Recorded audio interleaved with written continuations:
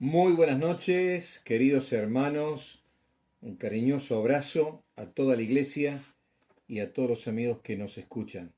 Hoy vamos a continuar con nuestro estudio sobre el Espíritu Santo. Hemos visto en la primera lección quién es el Espíritu Santo y por qué vino. En la segunda hemos estado viendo qué relación existe entre el cristiano y el Espíritu Santo. El miércoles pasado estuvimos viendo por qué hay tan pocos cristianos llenos del Espíritu.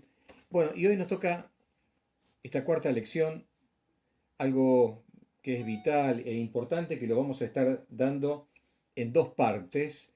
Así podemos entender bien el significado de lo que es ser lleno del Espíritu. ¿Cómo puede un cristiano ser lleno del Espíritu?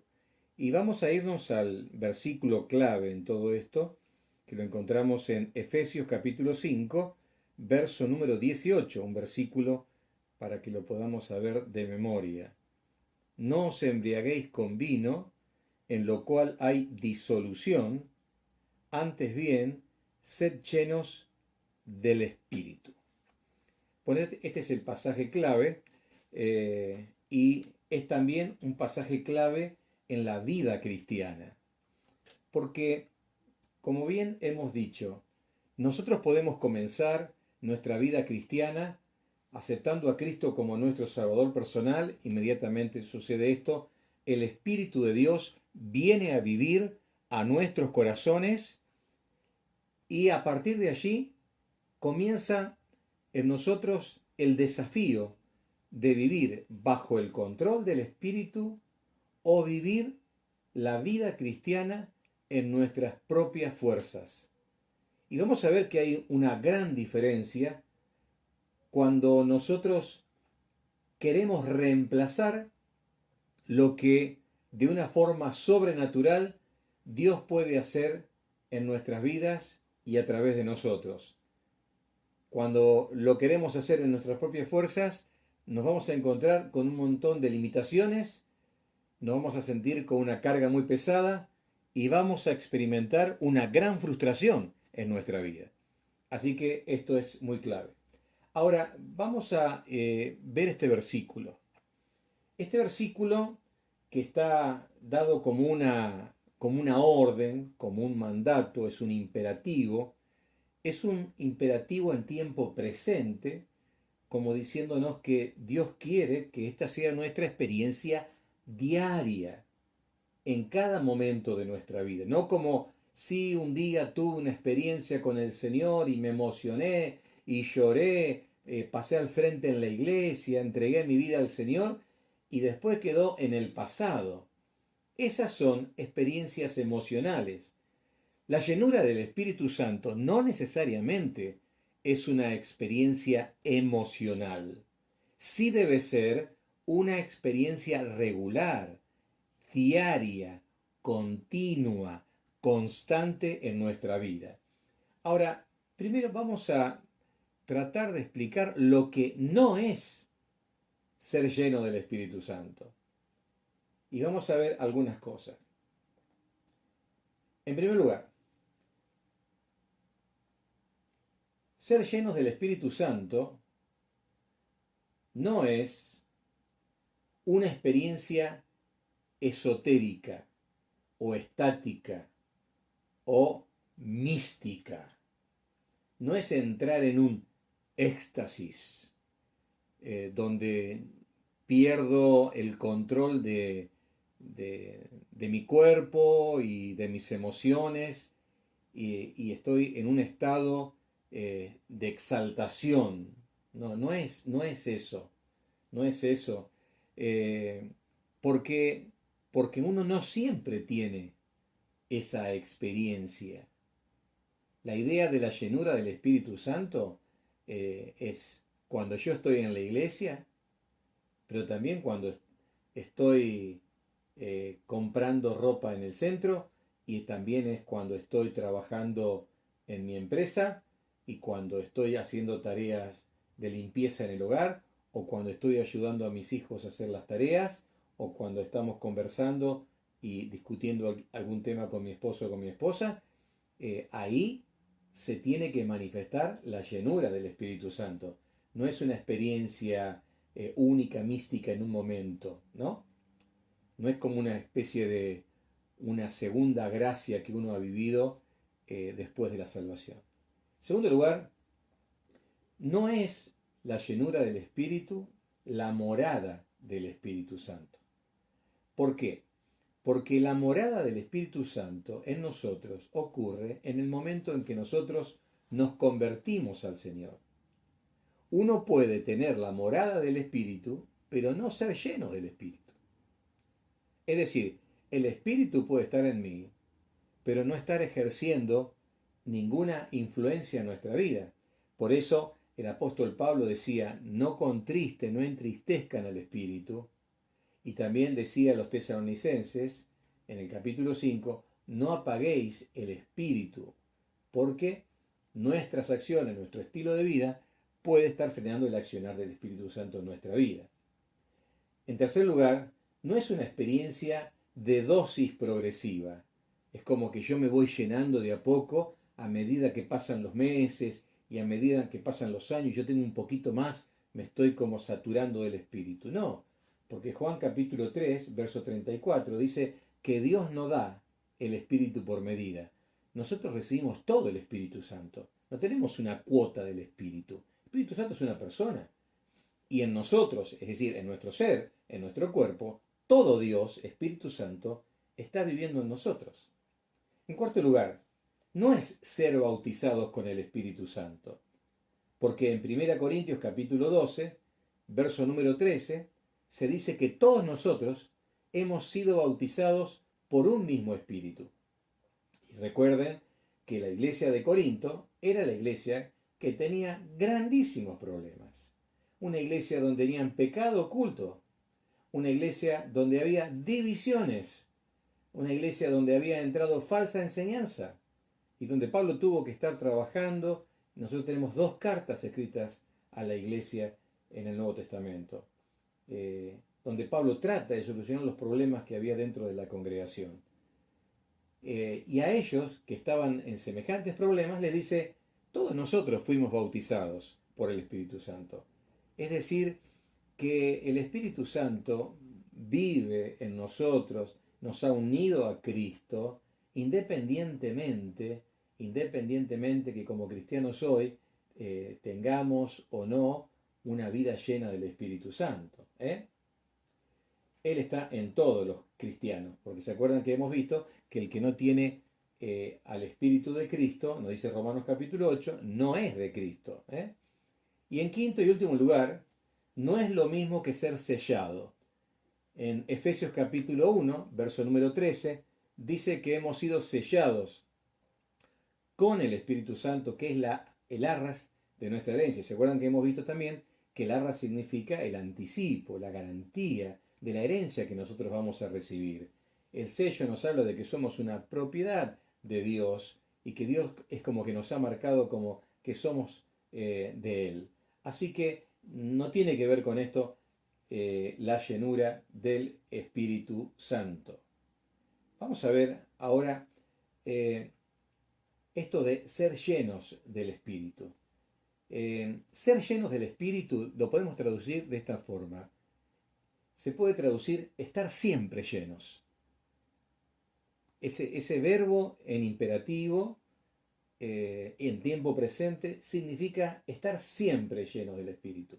Y esto significa estar en una sumisión permanente al Espíritu de Dios. El Espíritu Santo nos llena, pero nos toca a nosotros el someternos. El verbo está en un tiempo presente y pasivo. Eso significa de que yo soy el receptor de la obra del Espíritu Santo cuando me rindo al Señor. Él controla mi vida y Él guía mi vida.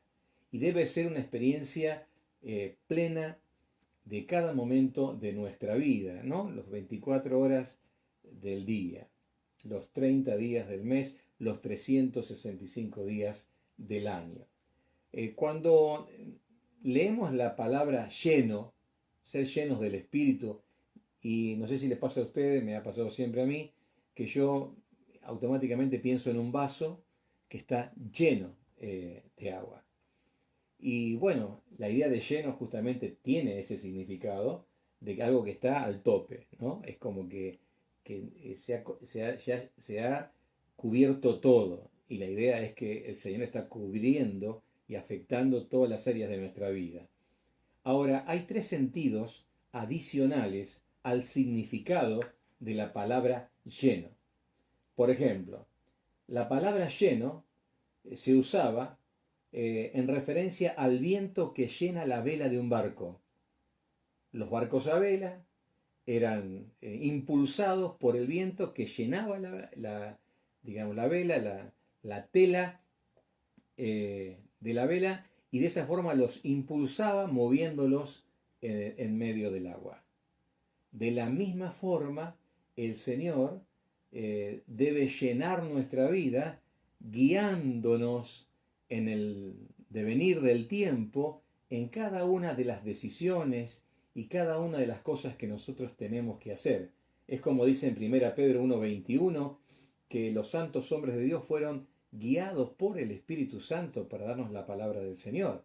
Es decir, ahí hubo la brisa del Espíritu Santo que nos fue guiando para que la palabra de Dios llegara a nosotros. De la misma forma, el Espíritu de Dios debe guiar nuestras vidas. Un segundo sentido es el que tiene la idea de impregnación o permeabilidad. Piensen ustedes, por ejemplo, en lo que hace la sal en la carne. Ustedes saben muy bien que antes, cuando no existían las heladeras, la forma de preservar la carne, los comestibles, era sazonarlos con sal. Y entonces la sal tiene ese poder de preservación, se impregna en todo y de esa forma impide la putrefacción. El Espíritu Santo también debe tener este sentido de penetración, de impregnación, que, que afecta todas las áreas de nuestra vida. Lo que pensamos, lo que decimos, lo que hacemos, nuestras motivaciones, todo eso está como bajo la influencia del Espíritu. Hay una impregnación en nuestra vida. El tema de cómo administramos nuestros bienes, cómo usamos el dinero, cómo usamos el tiempo, con quiénes compartimos tiempo, qué cosas ocupan nuestros pensamientos, cuáles son nuestras preocupaciones, cuál es nuestro proyecto de vida. Está impregnando todas las áreas de nuestra vida, cómo realizamos nuestro trabajo, cómo realizamos nuestro ministerio, todas las cosas, todas las cosas. Y hay un tercer sentido que tiene que ver con una especie de control total. Control total. Por ejemplo, esto lo vemos en Juan capítulo 16, verso número 6. En este pasaje se habla de los discípulos que se encontraban tristes, bajoneados, y el Señor les dice, antes, porque os he dicho estas cosas, tristeza ha llenado vuestro corazón. Pero yo os digo de verdad, os conviene que yo me vaya, porque si yo me fuere, si yo no me fuere, el Consolador no vendría a vosotros, mas si me fuere, os lo enviaré, ¿no? Y él dice, ustedes están llenos de tristeza. O sea, la idea es que la tristeza ha tomado un control de todas las emociones. Por ejemplo, en Lucas capítulo 5, verso 26, nos encontramos allí con el caso de la sanación del paralítico que llevaron los amigos. Y después de ver este milagro del Señor, dice que la gente, todos los que estaban allí, se llenaron de temor. Aquí el control, el temor controló las emociones. En Lucas capítulo 6, verso número 11, habla de los enemigos del Señor. Y que dice que estaban llenos de furor, llenos de enojo y estaban viendo qué podían hacer con el Señor. Aquí el enojo, la ira, está controlando la vida. En Hechos capítulo 6, verso número 5, este es otro pasaje que también usa en un sentido positivo cómo una persona puede estar llena, ¿no? Dice, agradó la propuesta de toda la multitud y eligieron a Esteban, varón lleno de fe. Fíjense, lleno de fe es su vida controlada por una fe plena en el Señor, ¿no? Entonces, cuando estamos hablando de ser llenos del Espíritu, estamos hablando de alguien que está siendo impulsado, guiado, es alguien que está siendo afectado, impregnado por la influencia del Espíritu y que está bajo un control total. Como siempre decimos, ser llenos del Espíritu no es cuánto yo tenga del Espíritu, porque yo tengo todo el Espíritu, sino más bien cuánto el Espíritu de Dios tiene de mí. Y tenemos muchos ejemplos en la palabra del Señor de personas llenas del Espíritu, ¿no? Partiendo del Señor Jesucristo, que estaba lleno del Espíritu, nos dice la palabra del Señor, allí en Mateo capítulo 4 y en Lucas capítulo 4, como lo hemos visto, y fue guiado por el Espíritu para ser tentado en el desierto. Tenemos también el caso del apóstol Pedro. En Hechos capítulo 4, verso número 8, testifica ante los líderes de Israel y dice que lo hizo lleno del Espíritu Santo. En Hechos capítulo 6, verso número 3, se eligen los diáconos, 7 diáconos para atender a las necesidades de la gente, especialmente servir la comida y atender a las viudas, y dice que tenían que buscar del pueblo personas, hombres, llenos del Espíritu Santo, entre los cuales también estaba Esteban, Felipe y otros. Pablo, en Hechos capítulo 9, verso 17, que dice que Ananías fue a él para orar por él y para que sea lleno del Espíritu Santo.